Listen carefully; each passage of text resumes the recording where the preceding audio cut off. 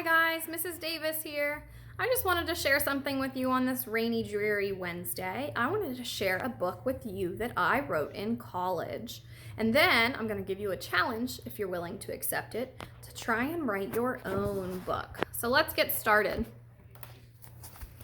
This book is called Eli's Far Out Adventure. It's written by myself, and it was illustrated by my friend, Brett Cashmere. One night at supper, Eli's mom asked him, "What did you learn at school today, Eli?" Eli said excitedly, "Mrs. Davis introduced us to the solar system. She asked us to find more facts about the sun and the planets. Dad, do you know how hot the sun is?" "Really hot, but I don't know the exact temperature. Why don't you look up the information on the internet?" Eli's dad responded. Eli started to get up from the table. "After supper, Eli," Mom exclaimed. "Now eat your vegetables." Sighing, Eli complied with his mother's request. After supper, Eli dashed to the computer. The solar system really intrigued him. He looked at many stunning pictures of the sun and planets, but just as soon as he started to learn about the sun, he heard his mother shout, "Time for bed, Eli!"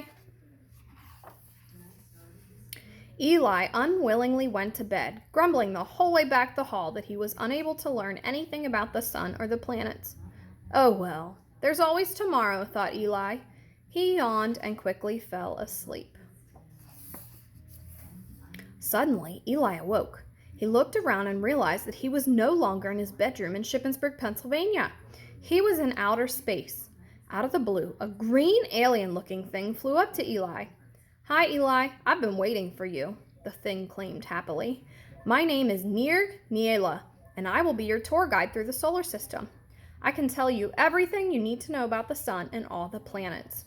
"Gee gads," whispered Eli. "I must have fallen and bumped my head." "Let's get started, Eli. Jump into my spaceship," beamed Nirg. Eli was unsure of himself, especially of this thing who called himself Nirg Niela. He decided he had nothing to lose and swiftly hopped in Nirg's spaceship. "Our first stop is the sun, also known as Sol," reported Nirg. "The sun is estimated to be 5 billion years old. The planets orbit the sun counterclockwise or from left to right." "Why do planets orbit the sun?" Eli questioned Nirg. Nirg responded, "The sun is so large that it attracts everything towards it. But the planets try to spin away from the sun. Because of the attraction from the sun and the spin of the planets are able to maintain an orbit around the sun." "One more question," begged Eli.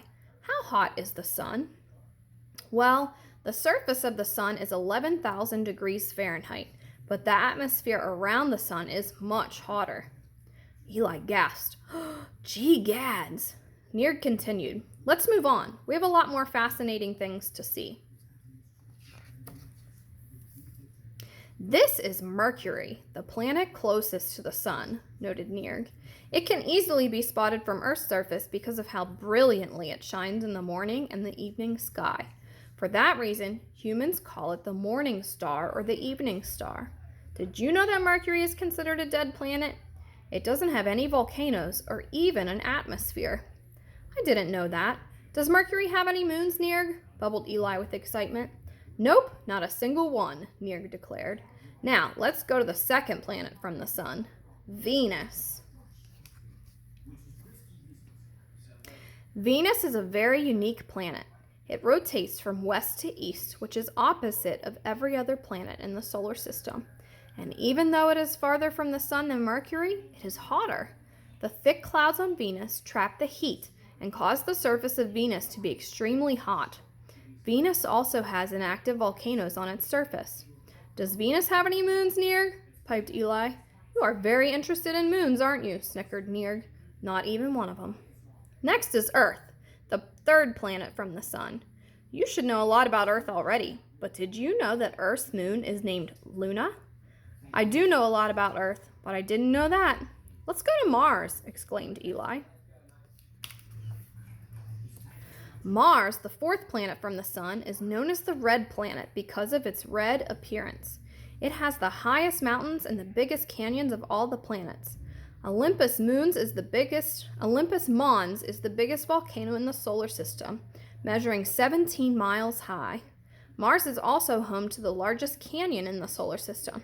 How wide do you think it is, Eli? Just take a guess. Eli responded to Near's question. The size of Pennsylvania. Not even close, Near giggled. It measured a distance almost as wide as the entire United States.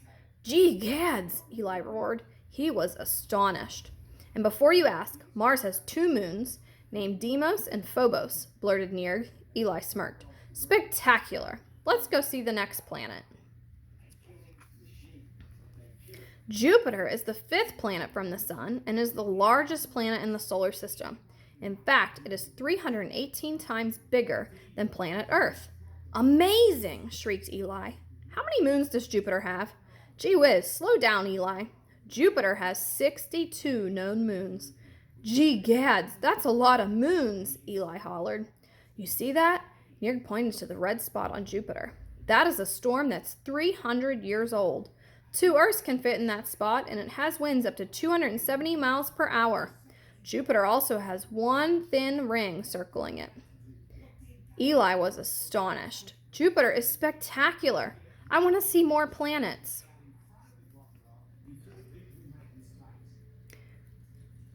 The 8th planet from the Sun is Neptune, Near informed Eli, and it has 13 moons. Eli smiled from ear to ear. He was starting to really like Near. Near continued. Neptune has 6 rings, and like Jupiter, has a storm called the Great Dark Spot. Neptune is a very brilliant blue, Eli proclaimed. Sure is, affirmed Near. Now only one more planet to go. Let's continue our journey. The 9th and final planet in the solar system is Pluto. However, some scientists from Earth argue whether Pluto really is a planet. Because it is the smallest of all the planets in the solar system, human scientists now call it a dwarf planet. Pluto is actually smaller than 7 of the moons in the solar system. Eli quickly blurted, Does Pluto have any moons? Of course you want to know that, uttered Near. Pluto has one moon named Charon, which is almost as large as Pluto. Not a lot is known about Pluto because humans have never sent satellites there due to its distance from Earth. Eli looked back towards the glowing sun. I am extremely far from home. Eli began wandering away from Near in the spaceship. He wanted to look back at all the planets because he knew this journey was a once-in-a-lifetime experience. Near noticed Eli was wandering off and bellowed, Eli, don't walk off too far. There are black holes out there. They're invisible and nothing can escape a black hole. But it was too late. Eli felt a tug on his body and began falling rapidly into darkness. He shrieked loudly, but there was nothing Near could do. Eli was so terrified he closed his eyes. He continued falling deeper and deeper and deeper into the hole until he landed in something as fluffy as feathers. Eli slowly opened his eyes and realized he had fallen straight into his bed.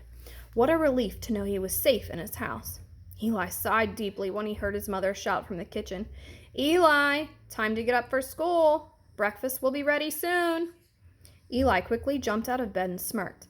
He would never tell anyone about his far-out journey. It would be his and Near Neela's secret. One thing was for sure, though. He would be the smartest student in Mrs. Davis's classroom when they talked about the solar system. Without a doubt, Eli would definitely ace the solar system test. At that, I challenge you to write your own story. It can be about a made-up character traveling to a made-up space. It could be about you thinking about a place that you want to visit. I challenge you to write a story. I would love to hear your story. You can either share it on this post or you can email me. My email address will be in the comments below. Thank you. Hope you enjoyed the story. I miss you. Hope to see you soon.